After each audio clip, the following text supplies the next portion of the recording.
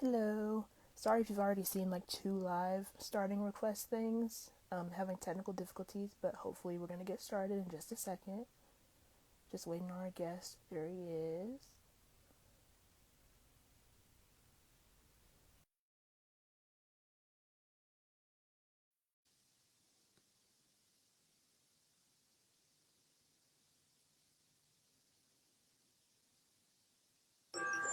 Hey, how's it going? Hi, how are you Hey, doing? I'm doing good.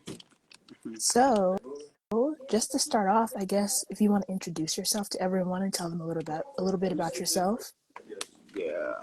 Hey guys, my name's Alberto Noriega Jr. Denton, Texas resident, born and raised, owner and founder of Inkaholics Tattoo Company, established in 2016. Yeah. Black and gray Okay. artist. Black and gray. I'm excited to talk to you about that because I'm like a tattoo enthusiast. So, Yeah. just to start off, tell me about like where you found your love for the art of tattooing.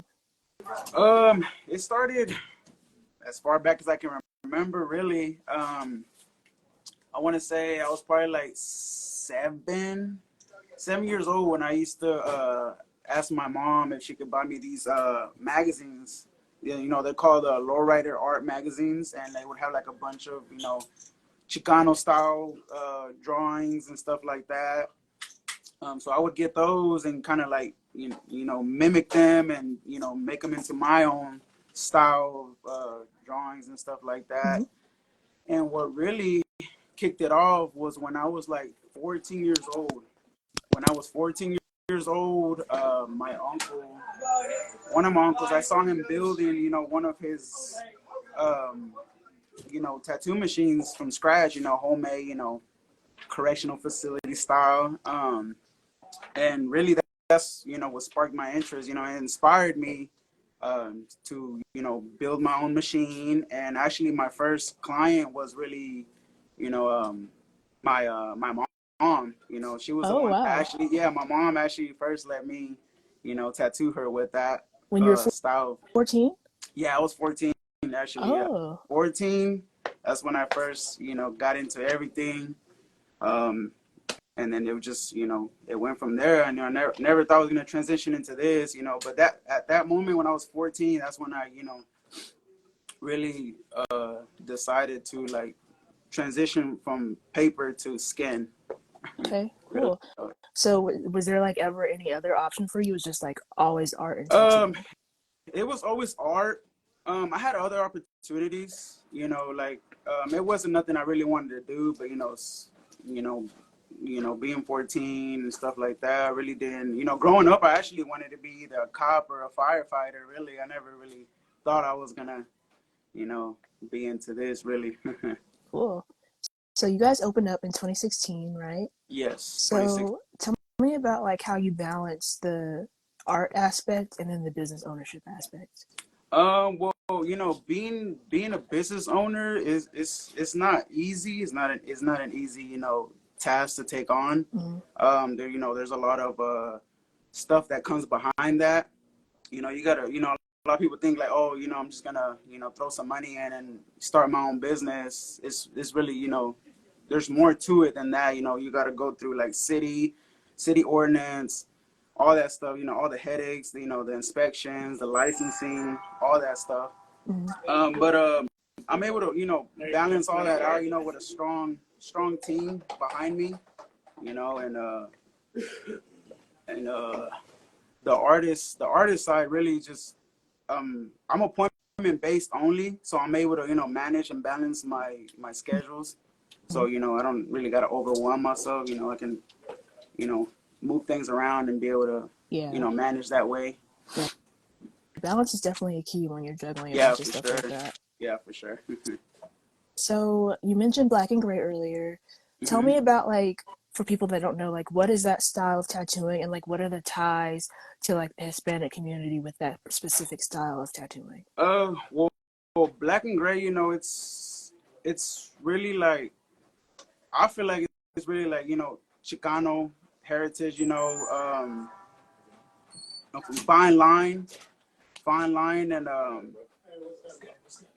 realistic, with the shades and the Mm-hmm. tones. It really, goes back into like the Chicano culture and stuff like that.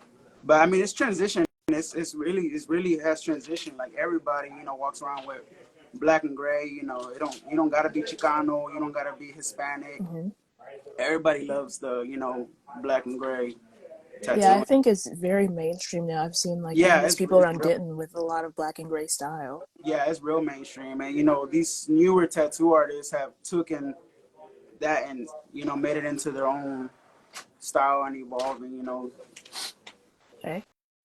So, what's your favorite thing about your job? You've been doing it since you were 14. Like, what keeps you going? What makes Um, you inspired? what inspires me the most, I think, is like when we get customers that come in, and they give us their ideas, and we get to transform, like bring that idea to life, Mm-hmm. and it's just when it feels good when a customer comes in and they leave happy, and they they how would I put it? What's up? They how would I say this? Like they talk, good about you, and everything to everybody, Yeah. stuff like that. Like, hey, go check this guy out. He does Mm-hmm. some, cool work, stuff like that. Yeah. And speaking of that, like, do you think being located in Denton has kind of like affected your business like in a positive way? Like, how do you feel like the community aspects of your business affects you? Uh, I think it's pretty positive. We get a lot of support here in Denton. You know, I mean, there's we're surrounded by plenty of shops, but I feel like we're it's pretty good. We get a lot of support from the Denton community. The colleges. UNT. We get a lot of people from UNT actually. Okay, cool. Do you feel like tattooing, since it is something that is like more accepted now and more mainstream, that you get like a range of age of people rather than just like, like college students now? Do you get like some older people later in life getting their first tattoo sometimes? Yeah. Tattooing is for everybody. It don't have an age limit. There's we get from 18, up to like 60, stuff like that. Like I feel like it's for everybody. It's not just for like the young generation. Especially now. Like I know back then, tattooing was like you couldn't get tattoos as much as you can now, but now you have doctors, lawyers, Mm-hmm. high powered people, with tattoos and sleeves and all that stuff. So that's pretty cool how it's evolving as the years go on. Yeah. Do you think it's really like more so a form of like self-expression now? Yeah, I mean, I feel like tattoos should tell a story about yourself. I mean, that's my thing. I feel like a tattoo should be able to tell a story, and it doesn't necessarily have to tell a story. Sometimes you see something you like it, be like, okay, let's put it on me. Yeah. But I feel like a tattoo, for the main part, a tattoo should still tell a kind of background of where you come from and stuff like that. Yes, for sure. Um, so since it is Hispanic Heritage Month, we're about to wrap it up in a few days. Actually, it's the end of the event or month. But what do you think Hispanic Heritage Month means to you, and why do you feel it's important to have?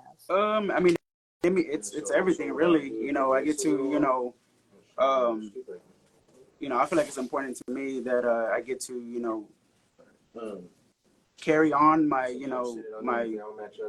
ancestors, Mm-hmm. my grandparents, my parents, their strength and struggles. We get to carry that on and showcase it to people and stuff like that. Okay. Yeah, and it sounds like that's something that kind of fuels you when you're, Yeah, for overall sure. working. Yeah, for sure. Yeah. Okay. And then lastly, just is there anything else that you want people to know about you as an artist, business owner, about your shop overall that you'd like people to know?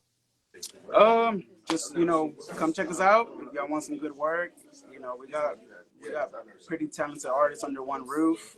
You know, 420 South Carroll Boulevard, Suite 104. That's where y'all can find us on Instagram. Follow us on Instagram.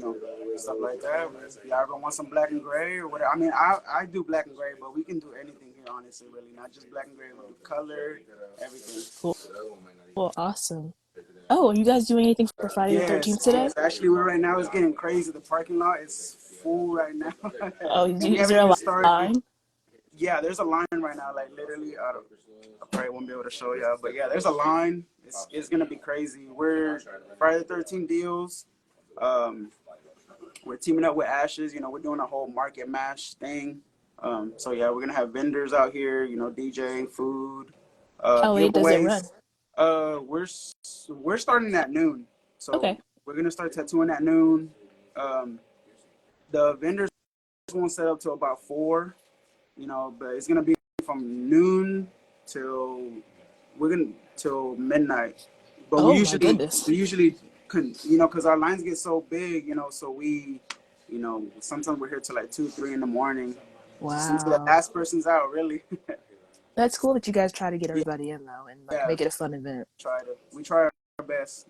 Cool. Well, I hope everything goes well for you guys today, and thank you so Thank much you, for joining us. thank you so Again, this much. is Alberto Noriega from Inkaholics Tattoo. He's the owner and a tattoo artist there.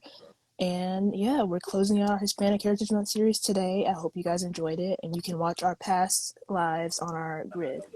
All All right. right, Thank thank you you so guys. much. Thank you. Bye.